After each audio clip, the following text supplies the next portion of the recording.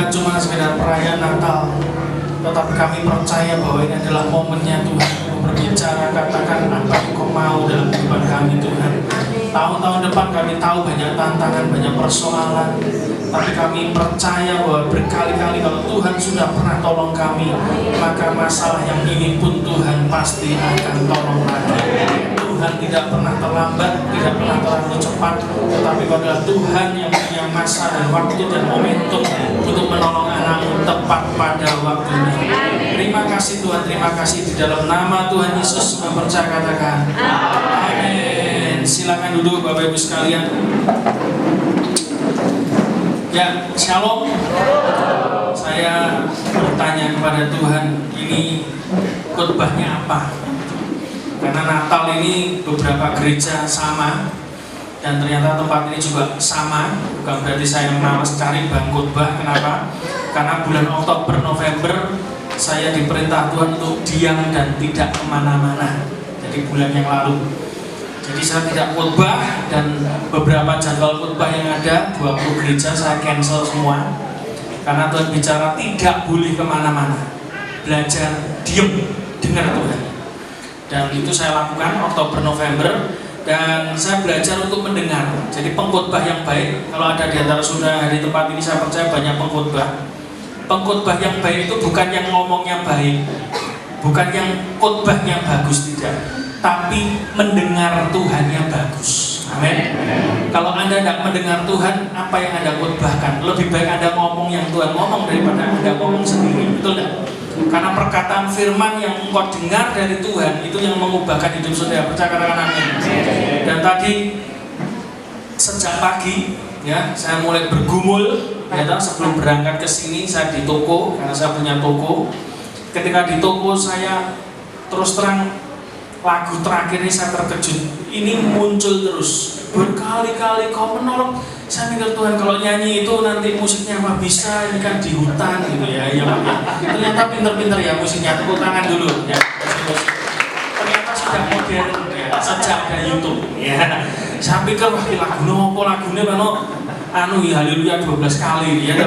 Apa iso aku dhewe ra iso nyanyi. Loh, saya enggak bisa nyanyi soalnya.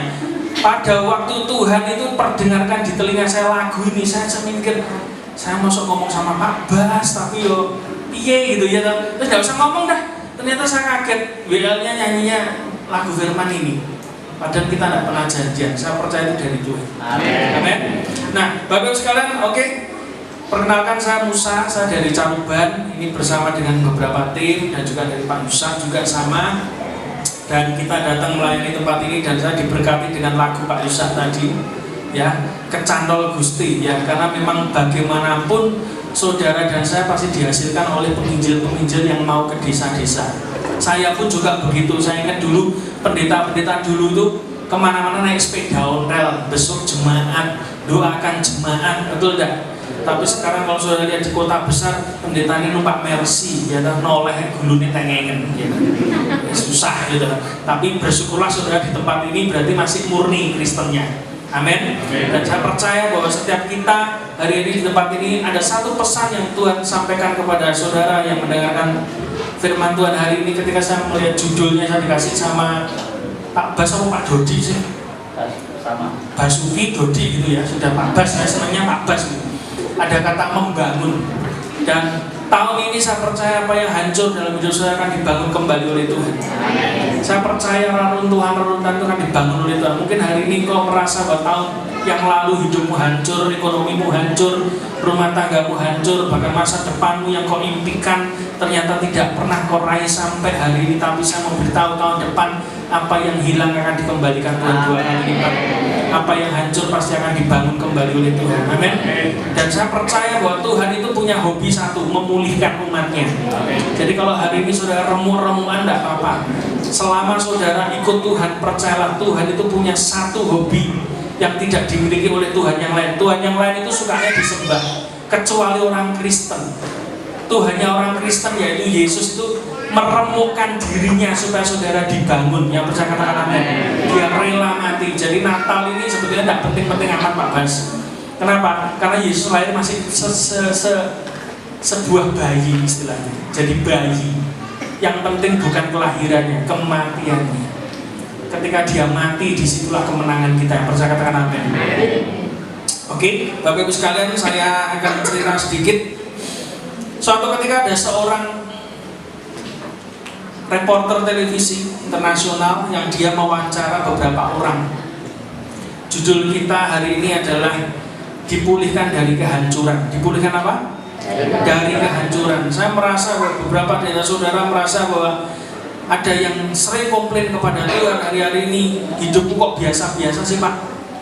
Kok rasanya biasa-biasa? Di sini saya mau tanya, siapa yang sudah dapat emas itu tadi di depan? Angkat tangan. Emasnya ada? Coba ditunjukkan, diangkat itu. Ayo Fer, di foto Fer.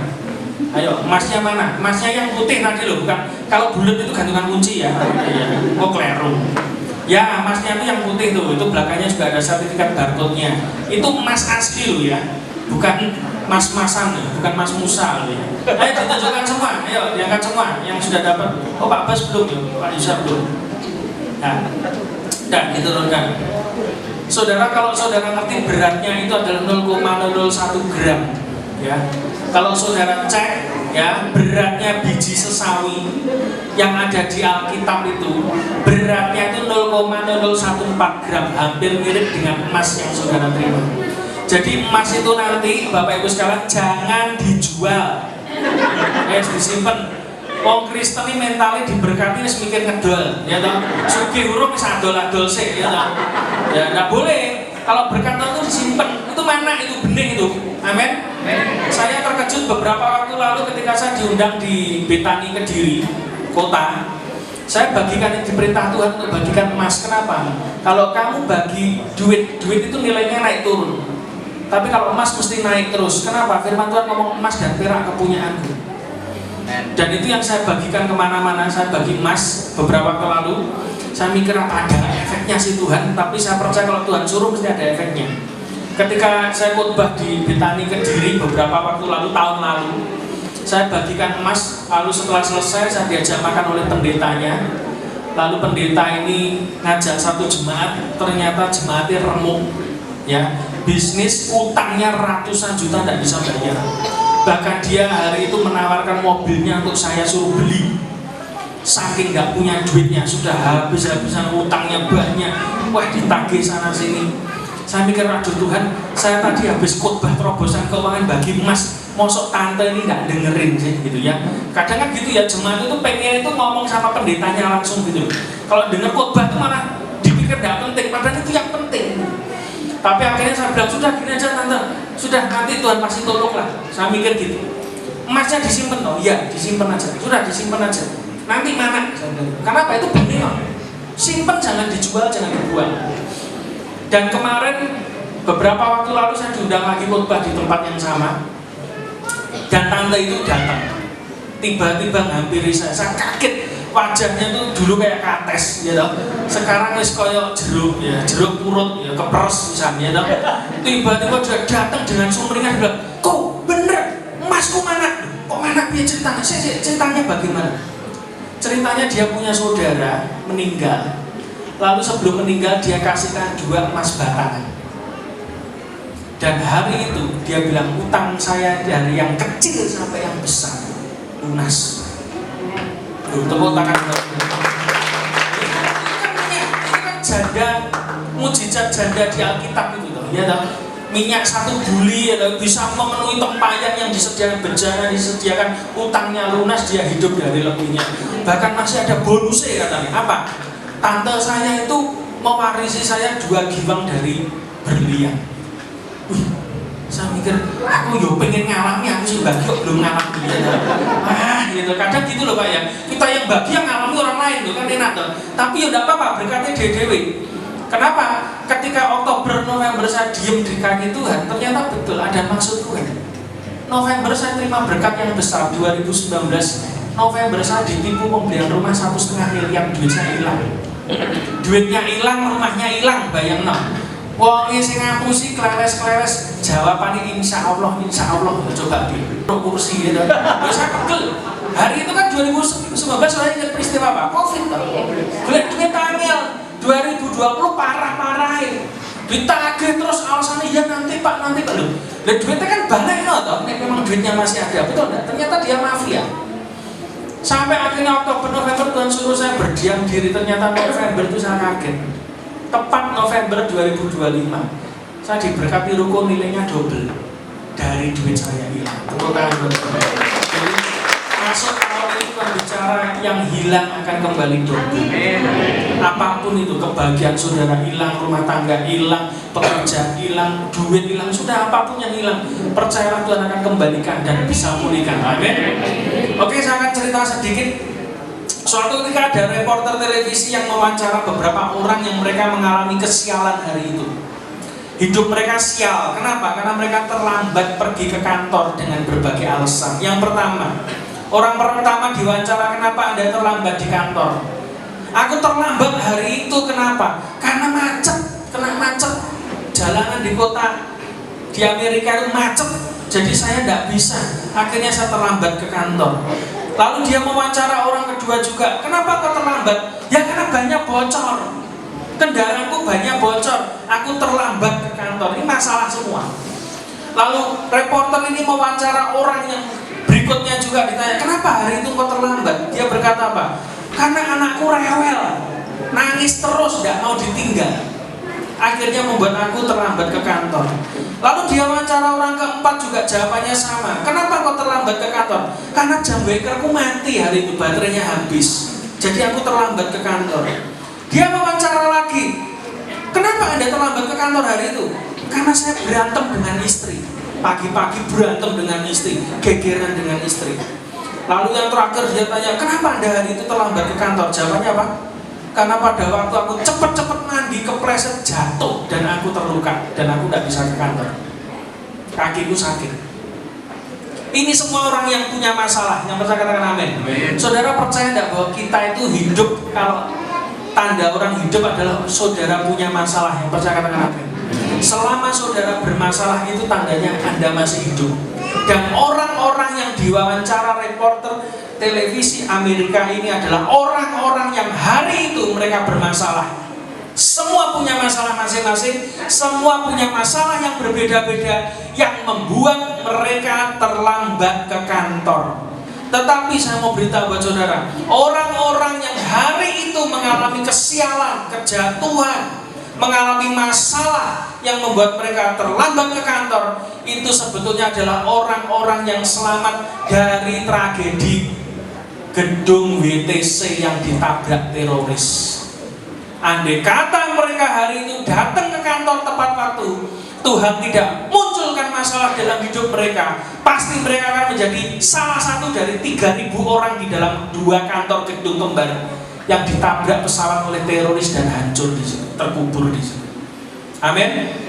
Saya percaya kalau hari ini saudara punya masalah, dengarkan baik-baik. Jangan-jangan Tuhan sedang menyelamatkan saudara dari masalah yang jauh lebih besar dalam hidup. Makanya hidup itu jangan anti dengan masalah, tidak bisa. Saya November dapat mujizat, sekarang pun juga sama, dapat mujizat apa? Masalah.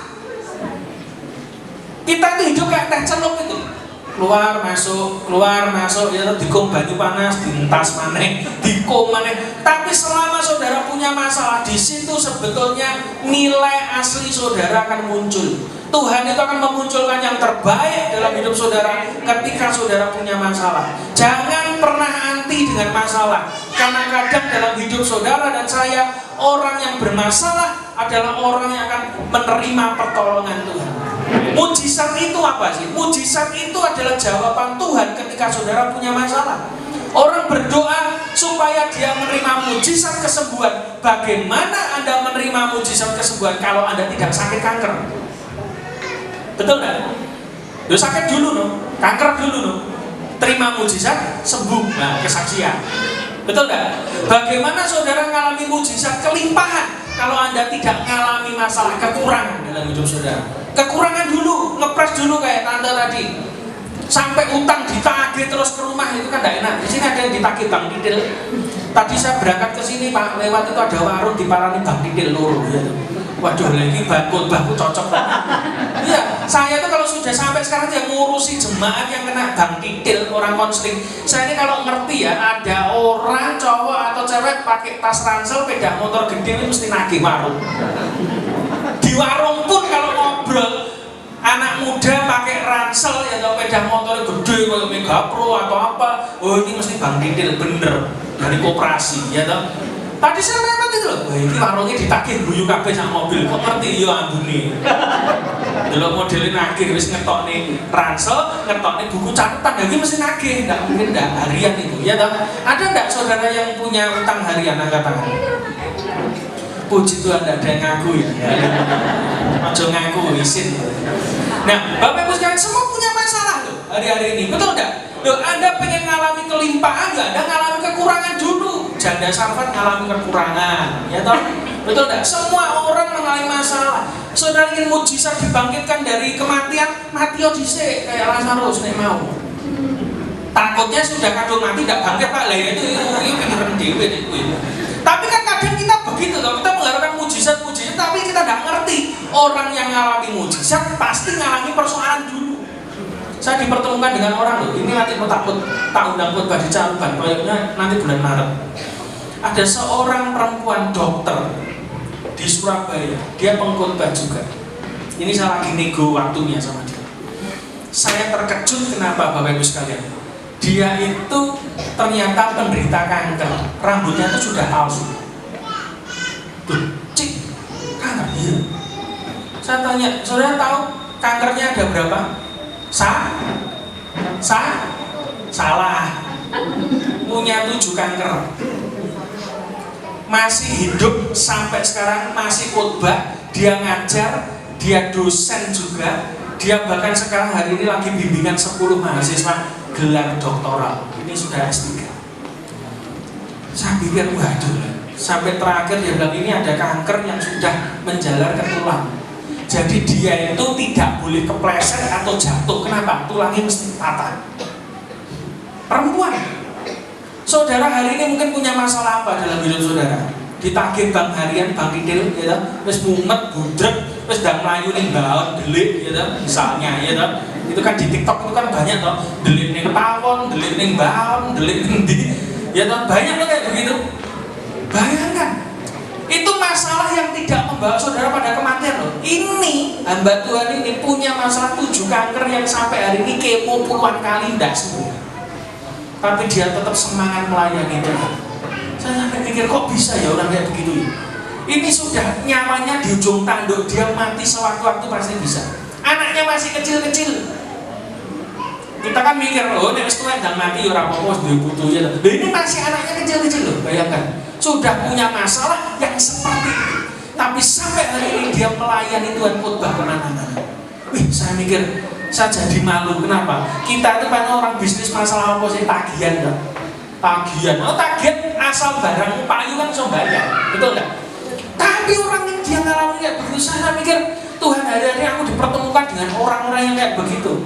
Tapi semangatnya dibangun oleh Tuhan. Mungkin dia tadi seperti lagu tadi, mungkin dia tidak ditolong sembuh dari kankernya, tetapi cara pikirnya tentang Tuhan berubah. Dia habiskan hidupnya untuk melayani Tuhan. Dia hancur secara fisik. Dia tahu 7 kanker ya, dia harus kemo terus ya, jadwal terus. Tapi dia tidak mau menyerah dengan masalahnya. Masalahmu apa sekarang? Dia tahu paling masuk angin, dia tahu paling banter gitu ya. Biasanya di sini kan gitu ya, di daerah desa-desa lorone nggak masuk angin duduk, asam lambung, pilek, ya sudah itu aja sudah. Tidak ada yang lain, watuk, ya toh. Tapi ini masalahnya berat. Jadi hari ini kalau saudara duduk di tempat ini tidak kebetulan bahwa saudara dicintai Tuhan. Mumpung seperti lagunya Pak Yusa, Tresno, ya toh, kecantol Gusti, beritakan Injil. Kemarin saya datengin seorang pembicara juga dari seberang yang bertobat. Dia disiksa karena dia terima Yesus sama keluarganya. Wah, disiksa tidak karuan. Tapi akhirnya saya simpulkan gini, menang ya dipersekusi, ya, nginjil ya dipersekusi. Jadi mending yang nginjil bisa nggak lu dipersekusi, wis ngono ya, betul nggak? Ya, menginjil ya akhirnya nanti juga mati. Ya kenapa nggak nginjil sekarang yang berbuah untuk Tuhan? Bukankah kita ini waktunya berbuah untuk berbuat kebaikan kepada banyak orang? Betul nggak? Supaya setiap orang itu kenal Tuhan. Jadi jangan mikir masalahmu lebih berat dari yang lain hari-hari ini, enggak. Coba ditoleh kanan kiri, masalahmu apa toh? Ngelemu-lemu saya. Loh iya toh. Loh saya ketemu orang itu ya punya masalah, awake garing. Loh bener, garing. Loh tak delok kok kene sik seger-seger ngene kita punya masalah kok ora mungkin. Masalahnya sih wedi sama saudara, betul enggak? Loh seger-seger ya toh. Oke, kita buka langsung aja ayat yang disukai jemaat, ayat apa? Ayat terakhir ya. Ya Pak ya, gak sasuan-suan aku berbagi. Nah, Rut 1 ya. Rut 1 kita akan belajar dari seorang tokoh Alkitab ya, Rut 1 ayat 1 namanya Naomi ya. Ini seorang janda. Pada zaman para hakim pemerintah ada kelaparan di tanah Israel. Lalu pergilah seorang dari Bethlehem Yudea beserta istrinya dan kedua anaknya laki-laki ke daerah Moab untuk menetap di sana sebagai orang asing. Jadi keluarga ini adalah keluarganya bangsa Israel yang sebelumnya tinggal di Bethlehem Yehuda, tapi dia memutuskan si bapak ini bersama istri dan kedua anaknya laki-laki pindah ke tanah Moab. Itu artinya tanah asing. Moab itu kalau saudara baca di Alkitab itu bangsa yang tidak diizinkan Tuhan masuk ke rumah Tuhan. Kenapa? Karena ini adalah bangsa yang memusuhi umat pilihan Tuhan sejak zaman Musa. Jadi Tuhan bikin ketetapan bahkan nikah dengan orang Moab pun aja nggak boleh. Harusnya begitu. Tetapi si kepala keluarga ini dia memutuskan boyongan dengan keluarganya untuk pindah dari Bethlehem ke Yehuda sebagai orang asing. Kenapa? Nah, jawabannya cuma satu. Karena ada kelaparan di Bethlehem. Bethlehem itu artinya house of bread, rumah roti. Rumah roti kok ngalami kelaparan. Kadang ada juga orang Kristen yang hari ini datang di tempat ini. Mungkin ada di antara saudara-saudara ada di Bethlehem. Ini rumah rotinya Tuhan. Tapi selama Anda ada di rumah Tuhan, Anda ngalami kelaparan jiwamu. Anda ngalami kekeringan jiwamu. Anda ngalami mungkin kelaparan secara fisik. Anda juga mengalami kekeringan secara keuangan. Bisa terjadi. Jangan saudara pikir orang yang ada di dalam gereja itu adalah orang yang beres hidupnya semua. Enggak. Gereja itu adalah seperti rumah sakit. Yang ada di sini ya orang sakit. Makanya jangan kecewa dengan orang gereja. Kalau ada orang gereja, teman saudara yang benceng, jangan kecewa. Yang bodoh itu adalah kalau Anda kecewa dengan orang gereja, kok Anda pindah agama dan Anda kecewa sama Yesus. Kan lucu loh. Kecewanya sama manusia, tapi orang gelem nih gereja maneh. Malah kecewanya sama Yesus, kan lucu. Pertanyaannya, apakah Yesus pernah mengecewakan saudara? Enggak pernah. Kalau orang gereja itu mengecewakan saudara, pantas kok do pasiennya kok. Loh bener ya Pak ya? Loh kita ini kok do pasiennya kok. Loh saya khotbah gini kadang omongan saya ya pating celemong. Nanti jangan kaget kalau saya ngomong pating celemong. Ini orang-orang ikut saya gak gumun kabeh. Loh kenapa? Loh sama-sama pasien dilarang menilai. Padha lorone bener gak? Loh iya toh kadang kita kan menghakimi orang. Iki nang gereja pelayanan uripe ngene-ngene. Loh, gak boleh padha pasiene kok. Ya toh, jangan menghakimi orang. Ya toh. Loh di tempat kami itu Pak, malah sing pelayanan wis sak-sake kabeh oleh. Teko rondo, dudo, banci oleh. Loh kenapa? Karena di tempat kami, persekutuan kami, kita ini sedang bangun keluarga. Keluarga itu artinya apa toh? Nek saudara bapak punya anak-anak banyak misalnya, ya toh. Tiap lebaran kan mesti kumpul pulang ke rumah semua, betul enggak? Kumpul keluarga besar gitu.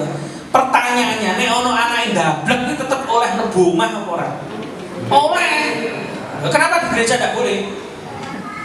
Betul enggak? Loh saya kadang maaf loh ya, saya vulgar ngomong. Kadang ada gereja-gereja yang ketika ada pelayan Tuhannya jatuh langsung di blacklist, nggak boleh pelayanan, itu salah. Makin gue blacklist, makin dia nggak ke gereja, makin dia hilang. Di tempat kami, saya nggak bisa nyanyi malah tak konsinger, elek yo ben. Tak lagi, ini saksi nih urip. Itu Mas Ferry barang ini, saya tukang nyuting. Loh kenapa? Loh ada di tempat kami namanya Om Dar, salah satu bintang video klip siapa? Pak Yusuf. Ngomongnya raiso, ngomong gak raiso. Singer Om Dar. Wah, iku keringetnya sak jagung. Oh, apa-apa wis ora sah muni, apa-apa mangap-mangap tok. Loh ya toh, Tuhan itu lihat hati loh, bukan lihat mulut loh. Lah nek saudara nyanyi apik kok gak ya saudara wis disewa RCTI, mergo swara elek ya ning gone kene terus. Ngono lho, kok aja gaya ya Pak ya. Nek swara apik kok Pak Yusak undang ning ndi, bener gak? Gitu. Jadi mulai besok Pak dijapal sing ra iso nyanyi. Sing ra iso nyanyi, dredeg ngewel, japal Pak. Elek ya ben. Loh, kenapa? Tak kasih tahu ya. Biasanya maaf lo ya, wong sing pinter nyanyi, alah nih lama-kelamaan meremehkan. Alah wis iso kunci A, B, C, kunci Inggris. Betul enggak? Tapi nek orang yang enggak bisa gedeg ngewel, ora iso nyanyi, wong nyanyi mbok latihan sampai ping 1 ya tetep elek ora iso nyanyi. Tapi yang penting yang saya lihat apa? Doane kenceng. Lho bener tuh. Mesti doane kenceng. Waduh mateng dijadwal Pak Musa. Doane kok kenceng mesti gak iso turu. Mbok migrain ya toh. Iki contohnya ya toh. Wis pokoke dijadwal nyanyi terus drudeg macak. Mbok macak ya ora sempet ora mikir. Lho kenapa? Ya tak jadwal. Yang enggak bisa nyanyi harus malah bisa nyanyi. Tak jadwal elek yo ben. Kenapa? Saya ingin membuktikan bahwa di rumah Tuhan semua itu boleh diterima. Ya toh Natal kita kemarin yang datang malah 70%. Sing joget-joget itu muslim semua. Sing main musik tempat kita ya muslim juga. Bahkan ada banci juga tak undang sisa. Loh, ada yang protes pendeta-pendeta. Loh, banci kok iso ikut Natalan nyanyi-nyanyi. Loh, saya kan makan firman Tuhan. Apa Pak? Biarlah segala yang bernafas. Nah, banci kan ambekan. Nah, nek ora ambekan kan ning kuburan. Lah iya toh kok protes. Lho bener gak?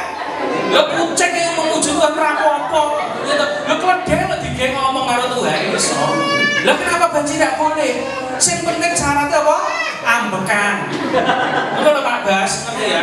Wah dijapal ae kabeh sing ora iso nyanyi, ora iso pelayanan wis kon munggah mimbar wis gak apa. Lho kenapa? Lho karena kita memang keluarga, kita sedang bangun keluarga. Setiap orang tuh boleh melayani bapaknya. Bapak di surga, betul enggak? Setiap orang tuh begitu. Bahkan kita lagi ubah budaya di sini ada kayak bestonan di rumah-rumah enggak? Ada ya. Maaf ya kalau di tempat kami budayanya tak rubah. Apa itu? Sing dayuh nggawa sugeng. Jadi yang punya acara enggak boleh nyiapkan makanan apapun. Sing dayuh nggawa gak repoti sing di omah. Iya, kadang kan kita gitu toh. Pak Bas misalnya nunjuk, Pak besok doanya di rumah Bapak. Waduh, enggak bisa Pak. Sebetulnya bukannya enggak bisa, waktunya enggak ada. Orang nek sugui. Bener enggak? Nah, kalau Pak ngomong gitu loh. Tak pancen yo kenek itu. Makanya sekarang dirubah. Sing dayuh nggawa sugeng. Kenapa? Kalau saudara misalnya pergi ke rumah saudara di luar kota misalnya atau Pak Yusak nih pergi ning bae ono nenek dulure. Mesti dari luar kota kan nggawa sugeng toh. Betul enggak? Kenapa? Merasa itu seperti keluarga. Kalau gereja ini adalah keluarga, berarti yang saudara bangun apa? Ya kekeluargaan. Sing dayuh nggawa sugeng. Saudara dolan ning omahe saudaramu kok mosok ora nggawa apa-apa. Bener enggak? Mau lebaran ning nggawa apa-apa. Bener enggak? Betul toh? Itu dirubah, jadi tidak merepoti yang punya rumah. Dan itu kita seneng sekali. Dan syarat kedua saya ngomong dengan yang datang yang ikut persekutuan ke rumahnya siapa gitu ya. Saya sudah ngasih syarat ojo bungkus. Nanti bilang, gawa mulai dewe terus nanti bilang ngawur ya. Bener ya? Nggak boleh dibawa bungkus. Harus itu jadi berkatnya yang punya rumah. Amin. Iya, loh, kalau cara itu diterapkan Pak Wes kok enteng. Persekutuan kabeh mesti jaluk apa? Ben entuk jatah akeh. Omah kowe. Gua ngerti sih dong, semua bojo dhewe. Wah, ki omone sing go gambar mungkin mangane akeh gitu. Pinter gitu. Tapi itu budaya dibangun. Di tempat kami memang nyeleneh. Jadi budaya di tempat kami itu persekutuannya itu beda dengan yang lain. Karena itu kita kadang disebut wong nyeleneh loh, ya memang yang betul ya begitu. Sesuai Alkitab kok. Saudara kan belajar memberkati orang. Masa saudara terima terus, ya ngerepot nih. Saya ini paling nggak senang ngerepot nih. Bahkan tim saya ini sudah tak incing nanti. Pokoknya nih melok pelayanan, doanya wong loro diamplopi tidak boleh terima. Wong loro, wong pek mati nggak boleh terima. Kenapa? Orang kesusahan kok kan bayar begitu. Saya tidak mau. Tidak boleh terima uang dari orang yang susah. Kita mendoakan karena kita saudara. Kita datang memberi bukan mengambil. Wes susah sih kalau nyepaknya amplop, nggak boleh. Kan ada ya, maaf ya, hamba Tuhan kan gitu loh. Kadang dayuh ngomongnya mesti ramuleh-muleh nek amplopnya ngetulak kan aja. Nah, cuman kita tak ajarin sedang muslim yang ngomong-ngomong, aku pengen ngomong di pasar. Ramuleh-muleh kok soalnya. Karena saya tidak mengajarkan itu. Di tempat saya tegas sekali ngomong nggak boleh. Kita datang, kita yang bawa. Kita datang, kita yang memberkati. Nek kue memberkati, kue mesti diberkati. Amin. Itu kan rumus kita, sudah. Anda memberi, Anda nabur, Anda nandur, mesti kumpul, tidak mungkin orang. Jadi mulai sekarang dirubah budayanya, ya. Tidak merepoti yang punya rumah sing dayuh bawa suku. Ya, ayat 2. Nama orang itu, Alkitab berkata, nama orang itu adalah Elimelech, bapaknya Elimelech. Nama istrinya Naomi, nama kedua anaknya adalah Mahlon dan Kilion. Semuanya orang Efrata dari Betlehem Yehuda. Dan setelah sampai ke daerah Moab, diamlah mereka di sana. Diam. Kata diam itu buat saya sangat profetis sekali. Kata firman ini berbicara dalam hidup saya. Orang kalau lari dari kehendak Tuhan ke tempat yang Tuhan tidak suruh, mesti diam saja. Rohanimu diam, pelayananmu diam, pekerjaanmu diam, tidak berkembang sama sekali. Coba dicek sekarang. Jangan-jangan ada di antara saudara bahwa saudara itu sedang disuruh Tuhan ke kanan tapi Anda ke kiri. Akibatnya apa? Kok berkatku seret ya Pak? Jangan-jangan engkau tidak dengar Tuhan. Saya cek betul. Kalau pelayanan sudah kadang gereja-gereja tertentu itu kalau sudah pelayanan geregetan tapi begitu dia salah mendengarkan suara Tuhan, salah melakukan kehendak Tuhan, mesti akhirnya akibatnya pelayanannya stagnan. Bahasa Inggrisnya stagnannya apa? Ngono-ngono wae. Nah, pernah dengar ya? Terus rutinitas akhirnya apa? Terjebak pada ritual yang tidak ada bermanfaat sama sekali, tidak ada faedahnya sama sekali. Dan tidak pernah membawa sesuatu yang baru bagi orang lain. Kenapa? Karena keluarga ini dia keluar dari kehendak Tuhan, dia malah pergi ke Moab, bangsa yang dikutuk Tuhan. Akibatnya apa? Mereka diem di sini. Diam itu kata yang tidak enak di Alkitab. Bergerak itu kata yang oke. Tapi kalau diam itu artinya mesti negatif. Terus ayat 3, akibatnya apa? Kemudian ini orang kalau sudah rohaninya diem karena dia melakukan yang tidak sesuai dengan kehendak Tuhan, akibatnya apa? Kemudian apa? Mati. Mesti begitu. Setelah diem, tidak bergerak lagi bersama dengan Tuhan, akibatnya apa? Mati. Mungkin bukan fisiknya, rohaninya sudah mati. Hari-hari ini saya menemukan banyak orang di gereja ibadah tapi mati rohaninya. Ketika ditanya kenapa ke gereja, ya karena Kristen. Repot. Betul enggak? Datang kenapa? Ya hari Minggu engko nek dibesuk TKI pendeta ini sungkan. Ya wis teko. Jadi mereka datang di gereja fisiknya tapi hatinya tidak pernah ke gereja. Mereka datang di rumah Tuhan tapi hatinya tidak pada Tuhan. Dia sedang mengalami kematian rohani sama seperti Elimelech. Dan ketika dia diam di tanah Moab, akibatnya matilah Elimelech, suaminya Naomi. Sehingga perempuan itu tinggal dengan kedua anaknya. Ayat 4 coba. Jadi ketika itu Naomi mengalami kehancuran. Naomi itu kasihan. Sudah kekeringan di Bethlehem, memutuskan yang salah, pindah ke Moab, suaminya mati. Yang berikutnya, keduanya mengambil perempuan Moab tuh, salah lagi loh. Yang pertama namanya Orpa, yang kedua namanya Ruth. Dan mereka apa? Diam lagi. Loh, sudah menikah. Ngomong sing jenenge menikah itu harusnya dia bisa lari lebih cepat daripada dia sendirian, betul enggak? Kita berkata dua orang berjalan itu lebih cepat daripada satu orang. Tapi di sini ketika dia menikah, anaknya akhirnya menikah, dapat yang Orpa dan Ruth yang nomor 2. Tapi Alkitab berkata mereka diam di situ kira-kira 10 tahun lamanya, diam lagi. Tidak menjamin saudara menikah, istilahnya sesama KTP agama Kristen itu membuat saudara bergerak, belum tentu. Kalau itu cuma nafsu dan di luar kehendak Tuhan, saudara tidak pernah bergerak kemana-mana. Orang menikah, saya punya tujuan satu, beritakan Injil lewat keluarga, bangun keluarga untuk Tuhan, duit untuk pelayanan, selesai. Itu yang saya kerjakan sampai hari ini. Percuma saudara buka bisnis, buka apapun, Tapi kalau tidak ada visinya Injil sama sekali, buat apa? Tidak ada purpose atau tujuan ilahi dalam hidup saudara, buat apa saudara nikah? Orang nikah yang tanpa tujuan yang jelas itu podo karo pitik kawin. Ngerti pitik kawin? Anji ketok babon wis ndak dincep iki karo jago. Betul enggak? Betul enggak? Lah apa bedanya saudara dengan ayam? Kalau saudara cuma nikah bintang dua anak, loh kok bintang dua anak itu terus bilang loh, Anda nikah itu bukan masuk dalam hidup yang baru, salah. Masuk dalam persoalan yang baru ya Bu ya.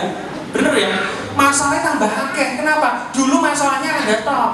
Sekarang ketambahan punya suami. Suamimu bikin masalah, masalahnya dijual. Anakmu keluar, anakmu bermasalah, masalahnya jadi 3. Terus. Jadi nikah itu bukan menempuh hidup baru, menempuh persoalan baru yang bisa katakan apa? Dan saya kawin bener Pak, mikir sih. Bener jangan gerok. Loh, saya mau beritahu, jangan nikah dengan orang yang seagama. Amin. Loh, kok gani sih ngamin? Loh bener tak? Menikah dengan orang yang seiman. Banyak orang agamanya sama tapi imannya beda. Betul enggak? Yang satu tinggi, yang satu rendah. Akhirnya apa? Yang tinggi ngalahin, rendah turun akhirnya.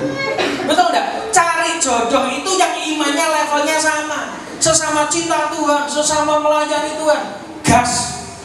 Tapi begitu yang saudara nikah itu ternyata levelnya lebih bawah, tidak seiman, tidak seimbang kalau kita berkata, akhirnya apa? Anda akan pincang. Ada pelayanan tapi pasangan saudara tidak mau melayani Tuhan, itu pincang. Banyak saya temukan jodoh-jodoh Kristen kayak begitu. Ya toh, menikah pelayanan, dulu pelayanan kemana? Begitu nikah langsung dikecrek oleh suami. Betul gitu. Dan itu terjadi di mana-mana. Lah buat apa saudara menikah dengan yang seagama tapi tidak seiman? Miliki jodoh yang seiman, yang bisa katakan amin. Jangan asal ngambil kayak anak-anaknya Naomi ini, ya toh. Dia asal ngambil dan akhirnya apa yang terjadi? Diam lagi. Jangan jadi orang Kristen yang diam rohani, hati-hati. Kenyamanan rohani membuat kamu mati rohani. Masalah kadang dipakai Tuhan untuk membuat kamu sadar bahwa kamu sedang pada posisi mana. Kenapa di gang-gang itu ada kayak polisi tidur? Kenapa? Supaya Anda kalau naik kendaraan ngantuk, Anda kaget lalu sadar. Sama, kadang masalah dibuat Tuhan dalam hidup saudara supaya apa? Supaya saudara itu seperti dibangunkan oleh Tuhan. Jangan diem saja rohanimu, jangan mati rohanimu. Kristen puluhan tahun kok tetap biasa terus itu ngapain? Mosok enak sih dari tahun ke tahun kayak begitu. Saya ini punya mimpi Pak, di tempat kami itu jemaatnya itu muda-muda, umur 60 ke atas. Terus tua ya. Jadi dibanding zamannya Adam ya malah si bayi gitu. Saya tuh malah punya mimpi supaya apa? Supaya mereka tuh pergi ke pulau-pulau, ke bangsa-bangsa, ke kota-kota melayani Tuhan. Jadi yang sudah sepuh-sepuh tuh saya tidak percaya. Wes sepuh kok wes bening kene sembahyang tok. Lu. Mana ada ceritanya? Alkitab berkata apa? Pergilah, bukan kumpullah. Lu bener nggak? Lu amanat agung ngomong apa? Pergilah ke bangsa-bangsa dari Yerusalem, Yudea, Samaria sampai ke ujung bumi. Bener nggak? Loh, perintahnya itu pergi bukan kumpul. Jadi tempat kami mbah-mbah itu ya tak jadwal khotbah. Bahkan pernah ada ya Mbah Sri umur 86 tahun, katarak, sudah tidak bisa baca Alkitab. Takon khotbah. Pertama ya tidak mau. Jangan saya kok tidak bisa, kok tidak bisa. Loh Mbah, dulu pernah nonton. Loh pernah. Pernah baca Alkitab, pernah. Nenek gereja mau memang. Nggih, terus ini disampaikan orang saya buka Alkitab. Ya betul enggak? Firman yang paling hebat itu adalah firman yang dialami. Akhirnya mbah-mbah ini memberanikan diri mau rapat kandek gitu. Tak cepai kursi ceramah enek 45 menit. Orang yang sing wani bantah wong kalah tuwa. Oh kan ini bantah wong tuwa. Oh dia pernah nom lho kowe pernah tuwa. Iya wis pokoke. Loh, tapi khotbahnya bagus loh. Dia itu ingat firman-firman apa saja yang pernah dia dengar disampaikan. Mengalir, ada kesaksiannya. Saya pikir, nah orang yang kayak begini loh dipakai Tuhan. Saya ini paling gak seneng kalau lihat orang tua tuh diem tok. Ditolak yang rambutnya putih-putih, gak ubah, apa biar di. Pak, maaf ya, dulu waktu saya pertama kali saksi nih, saya enak ini ya, Bu Tipah ini saya noni ya, saya umur piro ya Bu ya, mau 68, mau 70, saya non. Itu sama sih pertama kali yang ketika saya buka persekutuan doa, yang datang itu kan mbah-mbah umur 60 ke atas tuh. Itu saudara ngerti nggak? Saya kaget, saya ini pengennya mereka datang itu sehat. Kenapa? Visi saya cuma satu, mereka pergi ke bangsa-bangsa. Jadi kalau nanti ditanyain, Mbah Rati nendi kok gak teko? Bukan sakit, enggak. Oh, nek Sulawesi KKR. Ngono kan keren gitu. Wis mbok pecoran golek teken ngono. Mbok renang, mbok numpak kapal ya karepmu ya. Pokoknya gitu. Pertama kali datang saudara ngerti, waduh persekutuan ambune minyak angin dong. Wah. Parfum kok minyak angin, Mbah. Itu saya umumkan, ingat saya Mas. Mbak Ika rung teko kita. Mbah, mulai besok tidak boleh pakai minyak angin. Loh, kenapa kok? Nek pakai minyak angin ini mesti loromu nular. Loh, tak buktikan ya, contoh. Nah, ini Bahi misalnya. Bahi umur berapa?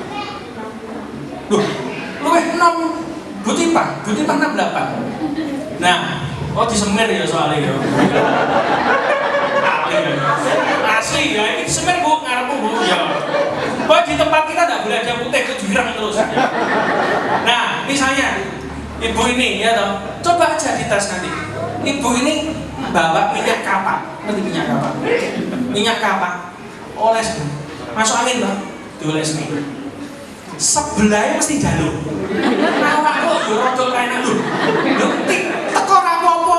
Lah mambu minyak kapak iso njaluk dadi melok loro itu terus piye. Dan itu satu baris minyak angin. Yang kita ibadah bukan di gedung gini Pak, ibadah kita taman itu. Bapak pernah datang toh? Itu kan taman, ada bunganya, ono kewane, ono macam-macam. Lho itu kan supaya aromanya tuh santai. Lah iki harus jadi rumah sakit tuh.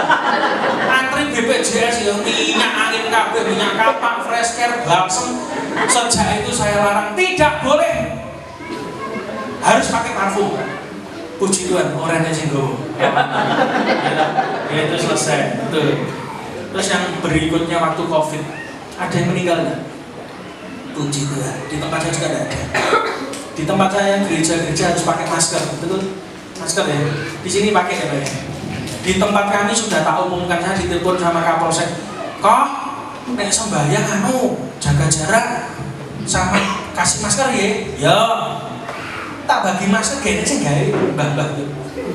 Duh, Mbah dipakai. Alah kok ambukannya angel lho mati aku yo wis ra. Ra iso bantah ya bener. Lo dia mah ya gigire kan tinggal jual. Lah nek awake nyemprot-nyemprot iki. Mateng kowe. Ya maksudku yo minimal gak iso ambekan yo aja nyemprot gitu lho. Ya tapi yo gak iso nekat, tapi puji Tuhan sampai saiki tak hitungi genep berani. Orangnya sih mati. Ini sudah lewat loh di Covid. Betul enggak? Wah, saya mikir, wah Tuhannya ajaib bener. Sampai ada satu mbah, apa tuh? Kok anu gak di Covid? Covid ning kono ning kene genek. Ya wis karep. Yo manut. Imanin gede tiba. Betul enggak? Makanya sekarang harus semangat sukacita gitu. Sing tua-tua wis tetep harus semangat melayani Tuhan enggak apa-apa gitu. Ya, enggak ada kata tua. Yang percaya katakan amin. Bangsa Israel keluar dari Mesir itu orang mung tuwa tok sing metu, sing cili-cili yo metu. Artinya apa? Tuhan pakai satu generasi. Tua, muda, setengah tua, merampu digawe kabeh. Amin. Terus ayat berikutnya. Ayat 4. Ayat 5 terakhir. Akibatnya apa? Salah pilih. Akibatnya apa? Lalu matilah kedua anak Naomi, yaitu Mahlon dan Kilion, sehingga perempuan itu kehilangan dua anaknya dan suaminya. Ngenes. Saudara kalau lihat Naomi ini rondo ngenes, bojone mati, anaknya mati, belum punya anak loh, sudah mati. Lagi kawin 10 tahun mati satu-satu. Dan ini yang terjadi pada Naomi. Mungkin ada di antara saudara punya masalah yang berat, tapi saya percaya tidak seberat Naomi. Dia mengalami ngenes dalam hidupnya. Masa depannya hancur, suaminya mati. Anaknya yang pertama mati. Anaknya yang kedua yang diharapkan juga mati. Bagi kita, Naomi sudah tutup buku. Mungkin ada di antara saudara yang hadir di tempat ini juga sama dalam sudah tutup buku Pak. Nggak mungkin Tuhan tolong. Saya mau beritahu, berkali-kali Tuhan pasti tolong kamu. Amin. Pasti Tuhan akan tolong kamu. Bahkan Naomi ini saking sudah frustasinya. Coba kita buka dulu Rut 1 ayat 20. Apa yang dia katakan ketika dia memutuskan kembali ke Bethlehem, ketemu dengan tetangga-tetangganya. Apa yang dia katakan?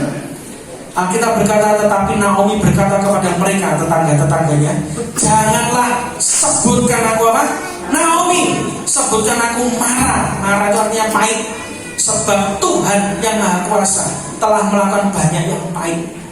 Mungkin ada di antara saudara-saudara punya masalah terus hari ini sampai kau pahit ke gereja. Tidak mungkin Pak, sudah putus asa, gak bisa ditolong, gak mungkin, pasti buntu, temboknya tebel. Saudara tak kasih tahu, saya khotbah di sini dalam kondisinya juga punya masalah tagihan. Masih ada ratusan yang harus saya bayar. Sama, saudara duduk di sini juga sama, punya masalah masing-masing. Besar kecil tergantung kapasitas masing-masing, betul? Kalau ngomong punya masalah, saya banyak punya masalah. Tapi masalah saya mungkin tidak seberat Naomi juga. Masalah saudara tidak seberat Naomi. Dia kehilangan di waktu yang sama orang-orang dalam hidupnya. Tapi puji Tuhan, ada satu orang namanya Rut. Bagi kita mungkin Naomi sudah masa depannya habis. Tidak. Ada satu menantunya yang akhirnya memutuskan, Tuhan, Allah, aku ikut kamu. Namanya Rut. Dan ketika Rut ikut Naomi, dia ketemu Boaz, dinikahi oleh Boaz. Dan sejak itu Rut menjadi keluarga Naomi, menjadi suami Boaz. Dan dia menurunkan keturunan Obed, Isai yang melahirkan Raja Daud, sampai akhirnya terus dari keturunan inilah kita merayakan Natal, yaitu Yesus. Bagi orang kamu sudah tidak punya masa depan, bagi Tuhan garismu yang sudah terputus itu bisa disambung sama Tuhan. Kasih tahu orang yang kirimu, bagi Tuhan tidak ada kata titik, masih koma, belum selesai. Kasih tahu cerita hidupmu belum selesai. Tuhan akan pakai kamu. Setiap masalahmu akan selesai. Bagi kita mungkin sudah selesai Pak, sudah gagal, tidak bernilai, hidupku pahit, sudah gelap. Saya mau beritahu, di titik terendah Tuhan akan angkat kamu dari kata sukses.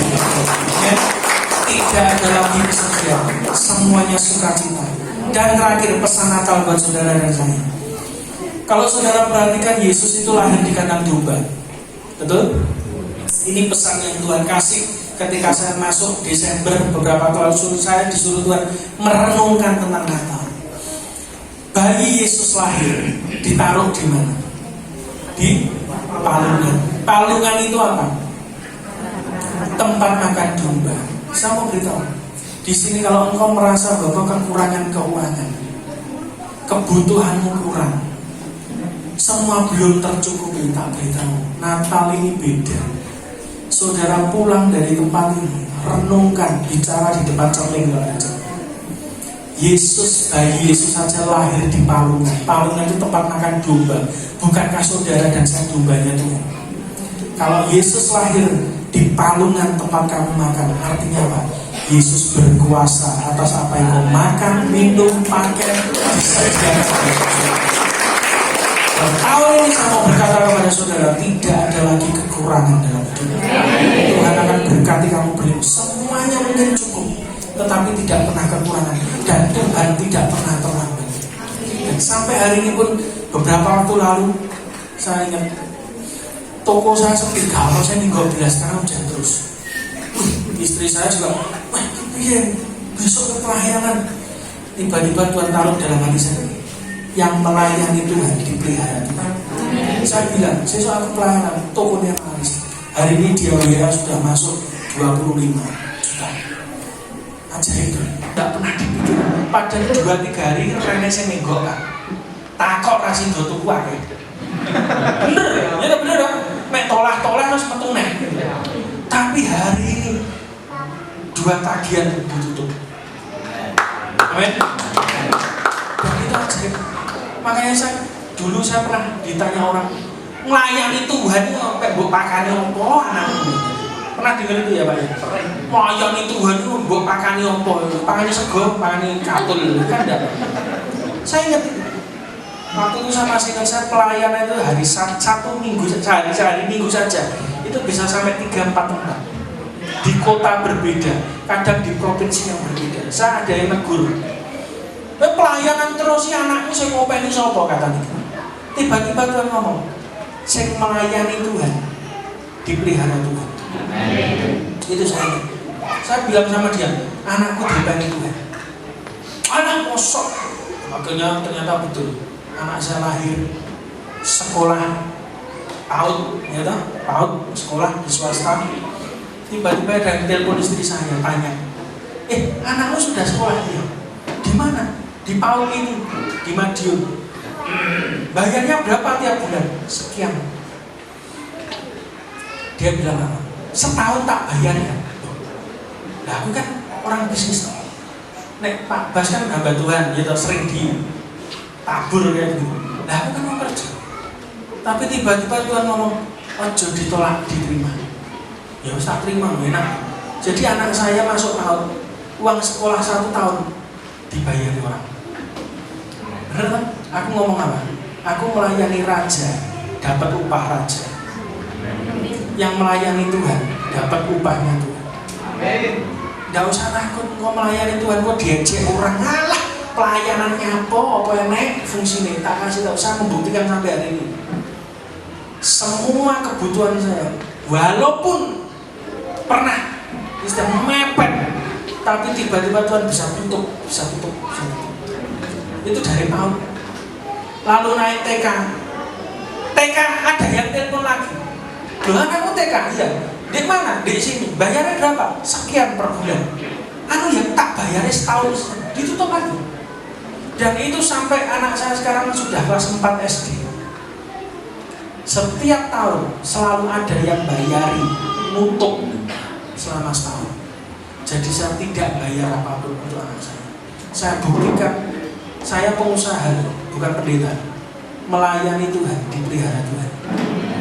Dan uang yang saya siapkan untuk sekolah tidak tersentuh sama sekali. Kenapa? Karena Tuhan kirim orang untuk bayar.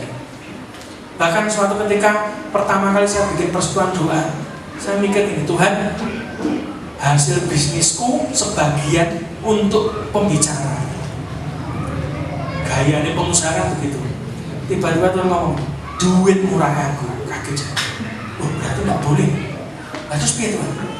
Tidak usah ngasih, aku yang kasih. Betul. Pembukaan pertama kita ngundang pembicara dari Surabaya. Saya betul nggak ngasih.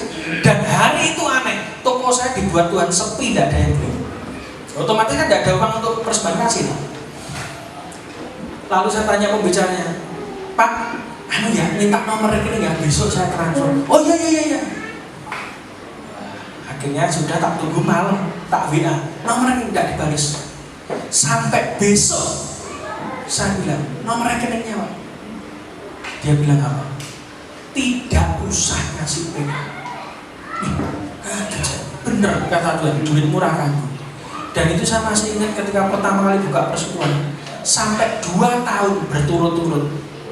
Itu sampai ada pengusaha dari Gresik, saya masih ingat, dia telepon. Biasanya pembicara ditekani nabi-nabi kalau luar negeri kok kayak gitu. Pembicaraan itu sekian. Gini, nanti Selasa kan persekutuan, hari Senin tak transfer. Itu selama 2 tahun berjalan. Saya mikir, bener. Kalau ikut Tuhan, semuanya pasti dikasih. Hari ini Natal, hari ini jangan cuma perayaan tok. Tapi hari ini adalah kita momentum Anda masuk tahun yang baru. Bilang sama dirimu, tidak akan kekurangan sama sekali. Berkat Tuhan akan melimpah dalam hidup kita. Dan Bapak Ibu sekalian, emas yang saya bagian itu jadi tanda. Ya toh? Tahu nggak orang Israel keluar dari Mesir itu kere apa sugih? Sugih. Alkitab berkata apa? Mereka menjarai, memintai harta kepada orang Mesir. Dan Alkitab berkata apa? Tuhan membuat orang Mesir bermurah hati, ngasih emas, ngasih perak, ternak, semua dikasih. Jadi mereka budak di Mesir, tapi ketika mereka keluar di Mesir, mereka jadi orang yang diberkati Tuhan. Dan tahun ini saudara masuk itu emasnya disimpan. Nek saudara sambat rantai duit, doanya gampang. Saya biasanya gitu Pak. Emasnya tak cekel. Iki loh tahun baru untuk emasnya mosok gak diberkati Tuhan. Betul, ini kan tanda dari Tuhan. Ini adalah tanda, bukan dikasih telon, enggak. Dikasih emas. Pasti tahun ini Tuhan berkati kamu berlimpah-limpah. Kalau yang Kediri juga ngalamin ini, Mbak Ika ini juga nih.